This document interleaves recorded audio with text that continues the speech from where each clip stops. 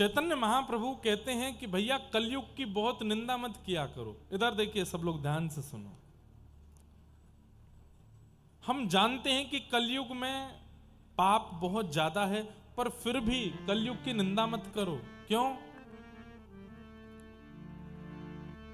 सतयुग, त्रेता, द्वापर के भक्तों की यदि मैं बात करने लगूं तो 1000 वर्ष, 100 वर्ष, 50 वर्ष, 5 वर्ष, और सबसे कम अवधि में यदि किसी को मिले तो 5 महीने में ध्रुव जी को, और सबसे ज्यादा तो 5-5 हजार साल तक लोगों ने तपस्या की, तब जाके ठाकुर जी का दर्शन होता। पर आपको पता है कलयुग में सबसे कम समय में ठाकुर जी किसको मिले? श्री नामदेव जी महाराज को मिले 3 दिन में।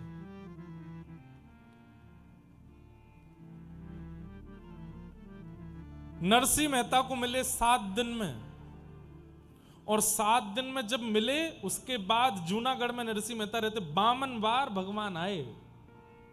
52 टाइम्स नरसिंह मेहता के पास आए ठाकुर जी इस कलिकाल में। इतने तो किसी पर कृपा नहीं की ठाकुर जी ने, ना सतयुग के भक्तों पे, ना त्रेता के भक्तों पे, ना द्वापर के भक्त, केवल कलयुग के भक्तों पर।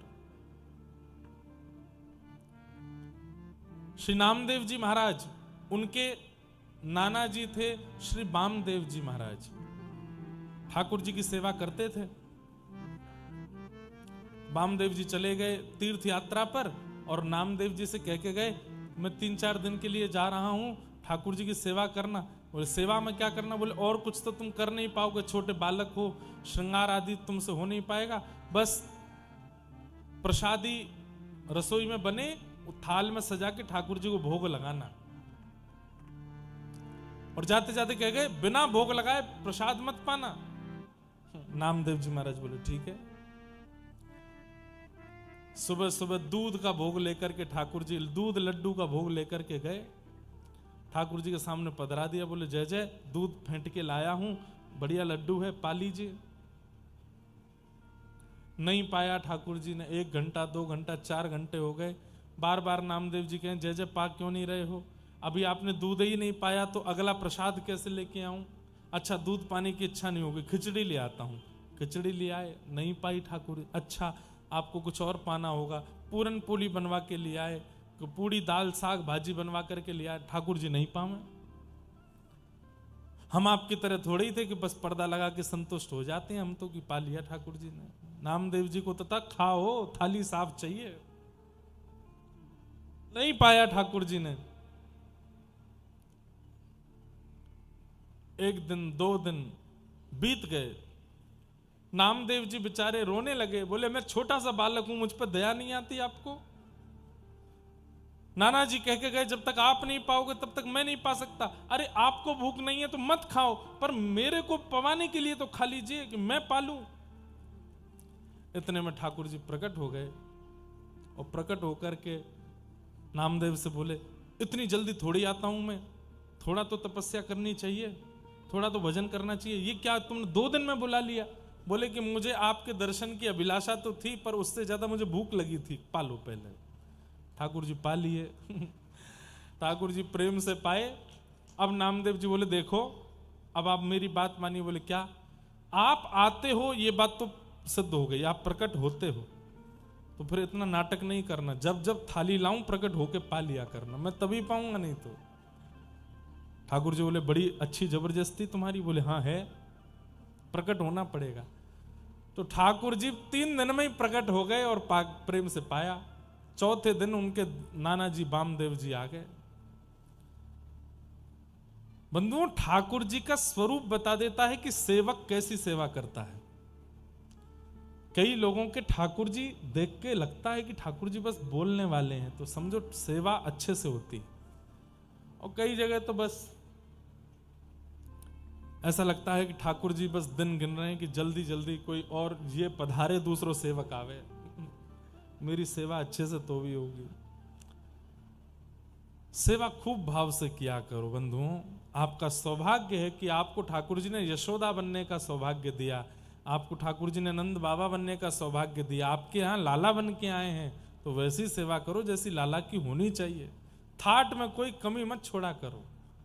अपने लिए रोटी नहीं बन पा रही, ठीक है, ठाकुर जी को बढ़िया पवाओ, ठाकुर जी का इतना ध्यान रखो कि ठाकुर जी आपसे प्रसन्न रहें। वामदेव जी आ गए, आकर के बोले अच्छा ठाकुर जी तो बड़े प्रसन्न लग रहे हैं, बढ़िया प्रेम से भोग आदि पवाए। बोले हाँ, अच्छा जाओ रसोई घर से थाली ले आओ, ठाकुर जी का भोग लगा देते हैं। नामदेव जी थाली लेकर के आए, तो नाना वामदेव जी ने कहा लाओ मुझे दो, मैं लगाता हूँ। बोले हाँ लगाओ। धर दिया सामने, और सामने लगा पर्दा किया, मंत्र आदि बोले, थोड़ा आचमन आदि कराया, घंटी बजाई, पर्दा हटा दिया, उठा ली थाली। नामदेव जी बोले नाना जी ये क्या किया? बोले भोग लगाया। बोले खाया तो कुछ भी नहीं। बोले ऐसे ही भोग लगता है? बोले मैंने तो ऐसे नहीं लगाया था। बोले तो तुम कैसे? बोले हमारी तो थाली भीतर जाती बिल्कुल साफ होके बाहर आती, सब पाते ठाकुर जी। तो नाना जी हंसने लगे, बोले सब जानता हूं, भोग लगाने के चक्कर में चुपचाप खुद ही खा जाता होगा बैठ के। अरे नहीं, ठाकुर जी पाते थे। अच्छा चल ले, अब तू लेके जा थाली, साफ करवा के ला। ठाकुर जी के सामने धर दिया। आ जाओ ठाकुर जी, आ जाओ आ जाओ, खूब बुलाया, ठाकुर जी नहीं आए। बोले मैं अकेला था तो आ गए थे, उससे मिला क्या? कुछ भी नहीं, आप खा पी के चले गए। अब इनको कैसे विश्वास होगा कि आप आए थे? इनके सामने आओ ना। ठाकुर जी नहीं आए। पीछे खड़े खड़े नाना जी हंस रहे थे। नामदेव जी को बड़ी पीड़ा होने लगी, छुरी उठा ली हाथ में और गले पर रख ली अपने। बोले या तो प्रकट हो जाओ, नहीं तो अभी अपना सर धड़ से अलग कर लूंगा, अभी काट के प्राण त्याग दूंगा। ठाकुर जी नाना जी के सामने प्रकट हो गए और प्रकट होके बोले बड़ा जिद्दी है भाई तू, तेरे लिए हम 3 दिन में आ गए, उससे संतुष्टि नहीं हुई, अब नाना जी को देखा। बोले इनको विश्वास ही नहीं होगा। पीछे देखा तो नाना जी तो मूर्छा में आ गए, आंखों से अश्रु बह रहे हैं। मेरा पूरा जीवन निकल गया, मेरी पूरी पीढ़ी निकल गई इनकी सेवा करते करते, कभी प्रकट नहीं हुए, 3 दिन में नामा तेने प्रकट कर दिए। तो ये कलयुग की विशेषता है। हम भले ही कलयुग में हजारों दोष मानते हैं, पर कलयुग की एक विशेषता है कि यहां ठाकुर जी बहुत जल्दी मिलते हैं। बस पुकारने वाला कोई नामदेव जैसा हो, पुकारने वाला कोई भक्तिमती मीराबाई जैसा हो, पुकारने वाला कोई नरसिंह मेहता जैसा हो। ठाकुर जी कलिकाल में तो मानो जैसे तैयार ही बैठे रहते हैं कि बस कोई बुला तो ले, उस भाव से। हम इसी उद्देश्य से कथा सुनाते हैं और कहते हैं, यही उद्देश्य होना चाहिए। इसी में ही कल्याण है कि एक बार अपने संपूर्ण जीवन काल में आपने बुलाया और ठाकुर जी आ गए। बस इसी पुण्य के लिए हम कथा सुन रहे हैं, एक बार ठाकुर जी को प्रत्यक्ष अनुभव करना है। नैमिषारण्य क्षेत्र में सौनकादि ऋषियों ने कहा कि भगवत प्राप्ति का साधन क्या है इस कलिकाल में। तब सूत जी महाराज कहते हैं, श्रीमद् भागवतम शास्त्रम कलौ कीरेण भाषितम एतस्माद् परम किंचित् मनः शुद्ध्यै न विद्यते। श्रीमद् भागवत, इनका आश्रय यदि ले लिया जाए तो इस कलिकाल में भागवत का आश्रय लेने से, भागवत में बताए गए नियमों का पालन करने से भगवत प्राप्ति बड़ी सरल हो जाएगी। सौनकादि ऋषियों ने कहा, महाराज आप भागवत की इतनी महिमा बता रहे हैं, इस भागवत की कुछ विशेषता बताइए। बोले और क्या विशेषता बताऊं? सुराणाम अपनी दुर्लभा, देवताओं को भी जो दुर्लभ है वो भागवत की कथा है, जो मानवों को मिली है। देवता नहीं सुन सकते भागवत की कथा, क्यों? व्यस्त इतने हैं, ठाकुर जी ने उनको काम दे रखा है, उस काम से उनको छुट्टी मिलती नहीं, तो कथा कैसे सुनेंगे?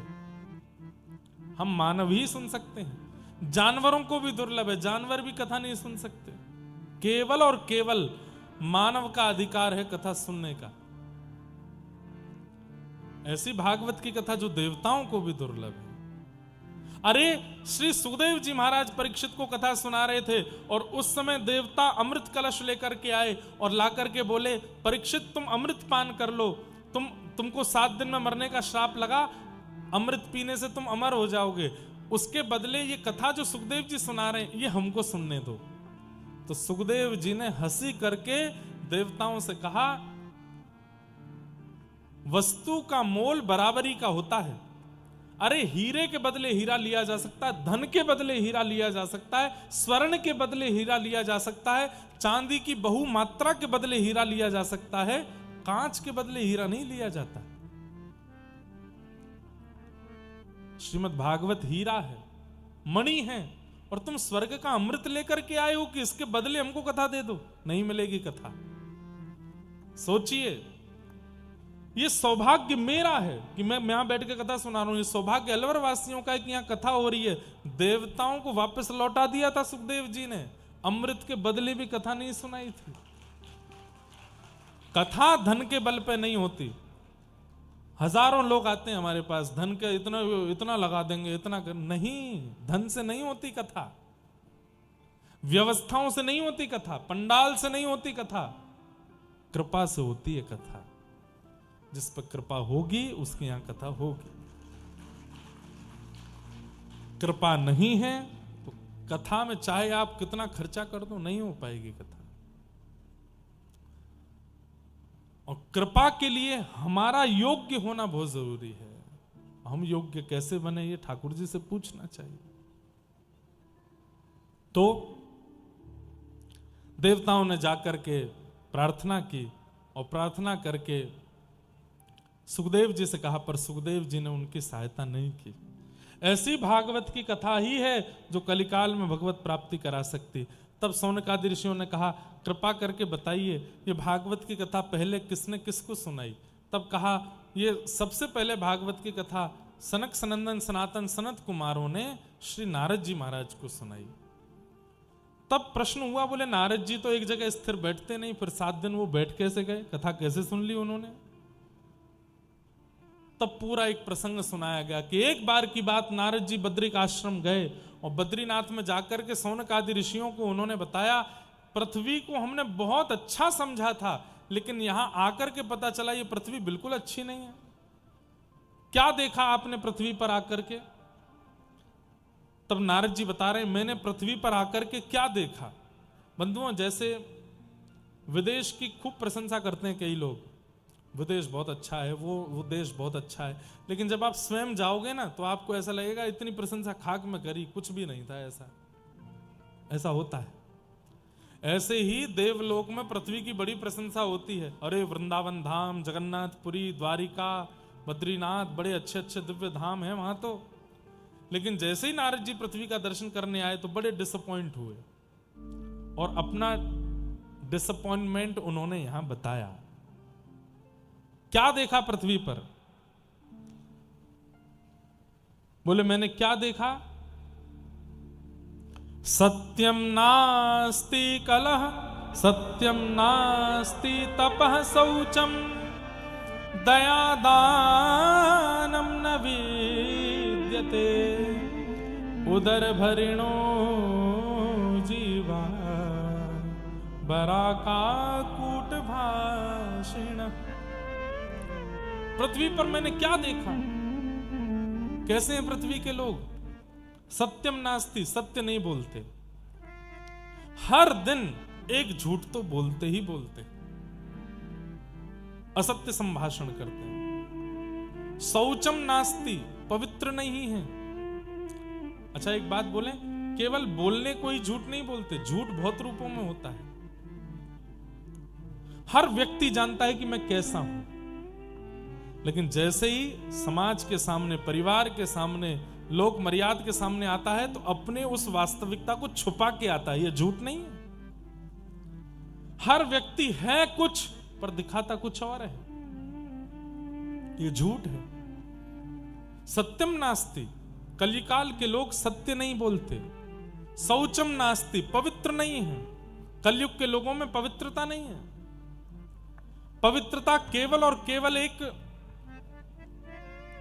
शरीर के रूप में रह जाती है, मन नहीं है बिल्कुल भी पवित्र। कई लोग हैं 2 बार नहाते हैं, सुबह भी नहाते हैं, रात्रि सोने से पहले भी नहाते हैं, पर मन इतना मलिन है उनका। बाहर से चमड़ी कितनी भी घिस लीजिए, पर चित्त की पवित्रता नहीं है। ठाकुर जी, अरे महाप्रभु जगन्नाथ, श्री जगन्नाथ महाप्रभु कर्माबाई की खिचड़ी पाते, जो कर्माबाई बिना नहाए धोए खिचड़ी बनाती थी। दातुन करते करते खिचड़ी बनाती थी, और खिचड़ी कहीं लग ना जाए तो दातुन के पिछले भाग से चला भी देती थी। उसको खाने आते महाप्रभु। भैया ने धीरे बोल लो, कहां चिल्ला रहे हैं? हाँ बस थोड़े ने धीरे, बस बस बस बस, बस। हमने बोल दिया। क्या बता रहा था हम? कर्माबाई। कभी कभी व्यस्त हो जाती। अब एक बार क्या हुआ, किसी संत ने कहा कि तुम नहा धो के बनाया करो। बोले वो बिना नहाए धोई आ जाते हैं ठाकुर जी। तो बोले वो तो तुम्हारे पूर्व जन्म के पुण्य इसलिए आते हैं, जिस दिन वो पुण्य खत्म हो जाएंगे बुलाती रह जाओगी, ठाकुर जी नहीं आएंगे। बोले कैसे बनाऊं? स्नान किया करो, तिलक लगाया करो, इत्र लगाया करो, ये साड़ी पहना करो, इतने पवित्र वस्त्र, इतने नियम बता गए उसको। अगले दिन ठाकुर जी आए, ठाकुर जी आकर के बैठ गए। जगन्नाथ जी बोले कहां गई मैया?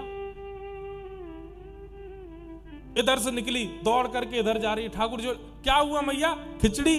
बोले रुक जा रुक जा, अभी नहा के आ रही हूं। नहा के आई, फिर उसके बाद में तिलक स्वरूप लगाया, फिर उसके बाद कुछ मंत्र बता दिया था पंडितों ने, वो करने लगी।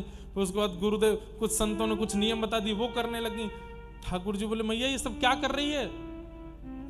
बोले रुक जा।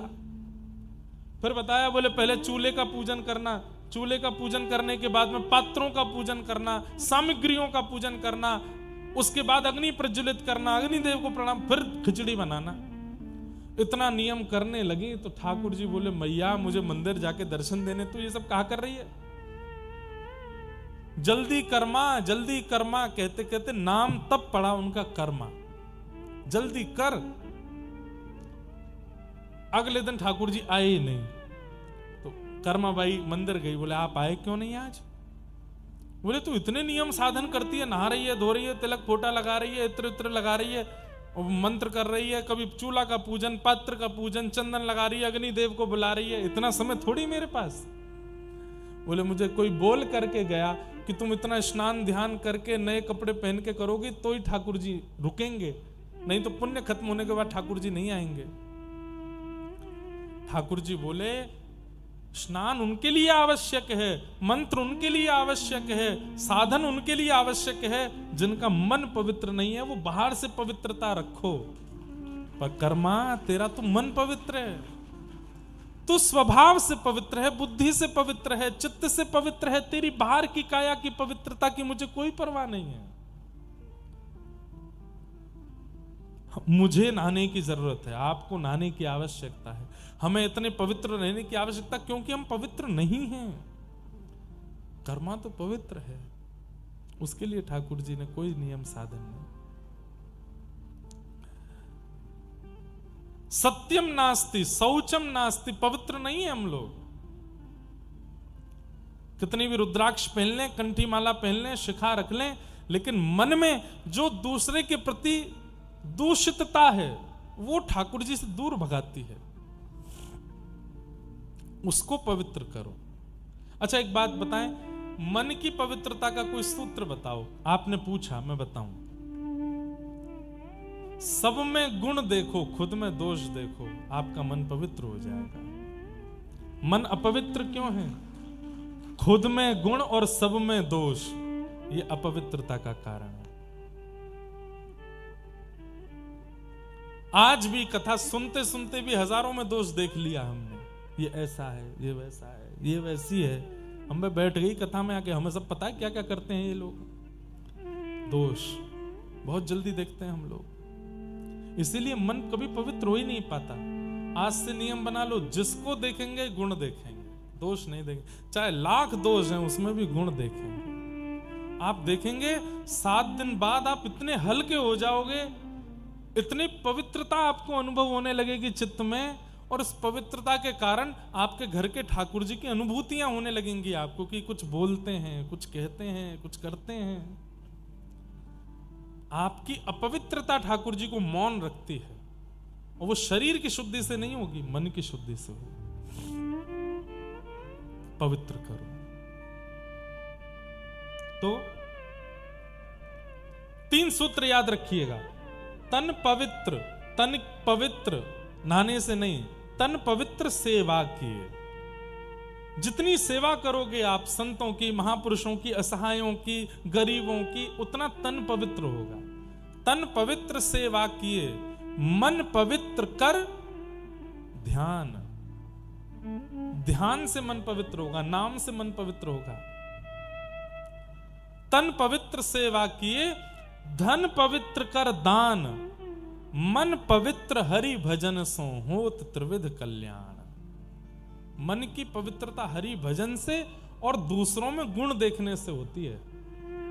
हम दोष देखते देखते देखते देखते देखते देखते देखते अपने चित्त को ही मलिन कर लेते हैं और खुद को अच्छा समझते हैं। हम बहुत अच्छे हैं, इससे तो बढ़िया ही हैं, हमसे सब बढ़िया हैं, हम बिल्कुल बढ़िया नहीं है। ये बात मन में रखो, मन पवित्र हो जाएगा। सत्यम नास्ति शौचम नास्ति तपह नास्ति। तप नहीं करते हम लोग, भजन का केवल और केवल आडंबर करते हैं, भजन नहीं होता हमसे। तन पवित्र, मन पवित्र, धन पवित्र, सब पवित्र हो जाए भजन से, तो सत्यम नास्ति शौचम नास्ति तपह नास्ति। ये नारद जी देख रहे हैं पृथ्वी पर आकर के कैसे लोग हैं हम। दया दानम न विद्यते, हमारे अंदर दया दान की स्थिति नहीं है। और किस लिए जी रहे हैं? बोले उदर भरिणो जीवा, केवल और केवल खाने के लिए जी रहे हैं। भक्त का स्वभाव वो जीने के लिए खाता है और संसारी व्यक्ति का स्वभाव वो खाने के लिए ही जीता है, खाने के लिए ही जी रहा है कि मैं खा सकूं। नहीं। मंदा सुमंद मतयो मंद भाग्या युपद्रुता पाखंड निरताः संतो विरक्ता सपरिग्रह तरुणी प्रभुता गेहे शालको बुद्धिदायका कन्या विक्रयणो लोभात दंपति नाम च कलकनम आश्रमा यवने रुद्धा तीर्थ तीर्थानि सरितस्तथा देवताया देवताया तनान्यत्र दृष्टै नष्टानि भूरिश। नारद जी ने इतना सब कुछ देखा।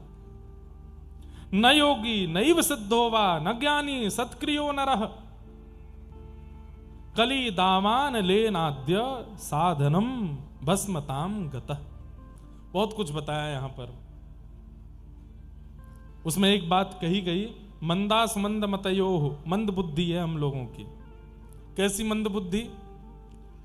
आज भारत को सबसे ज्यादा सरकार को टैक्स कहां से मिलता है?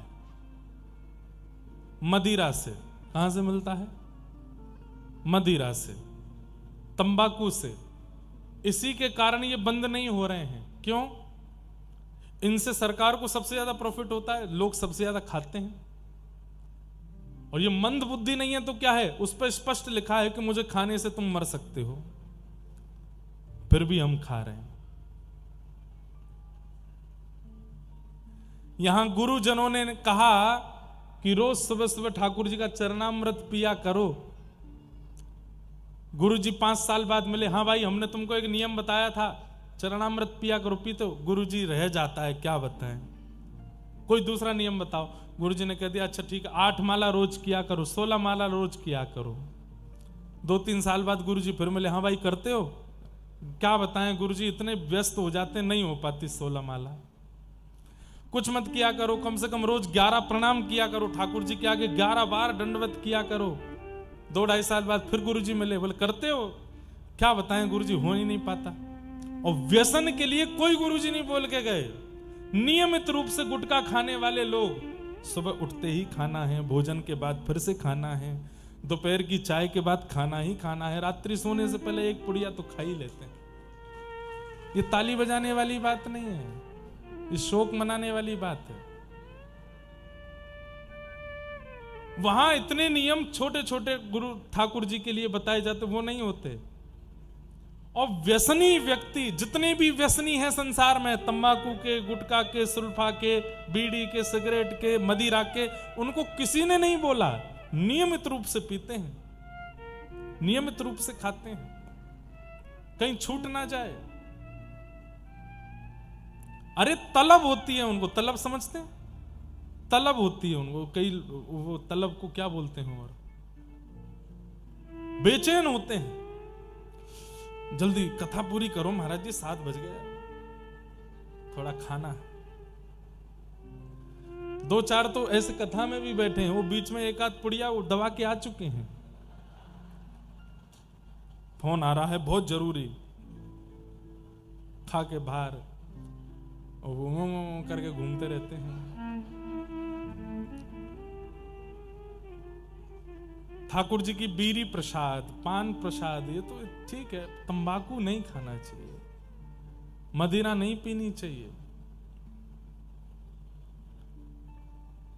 और फिर होता क्या है, और एक बात बोलने बुरा नहीं मानिएगा, कान पकड़ के हम क्षमा पहले ही मांग लेते हैं। व्यक्ति का जब अंतिम समय आता है, व्यसनी व्यक्ति का, घर वालों को बताने में भी लज्जा होती है कि कैसे चले गए इनके प्राण, बढ़िया हंसते खेलते थे, क्या हो गया। घर वालों को झूठ बोलना पड़ता है, बुखार आ गया चले गए, लेकिन असलियत कौन बता, कैंसर हो गया था, गला पूरा खत्म हो गया था, लिवर फेल हो गए थे, किडनी जा, बताने में भी लज्जा आती है। परिवार समाज के लोग क्या कहेंगे बताओ, व्यसन करके मर गए। अरे व्यसन करना है, ठाकुर जी के नाम का व्यसन करो, व्यसन करना है ठाकुर जी की कथा का व्यसन करो, व्यसन करना है ठाकुर जी की सेवा का। ये व्यसन क्यों नहीं होता हमसे?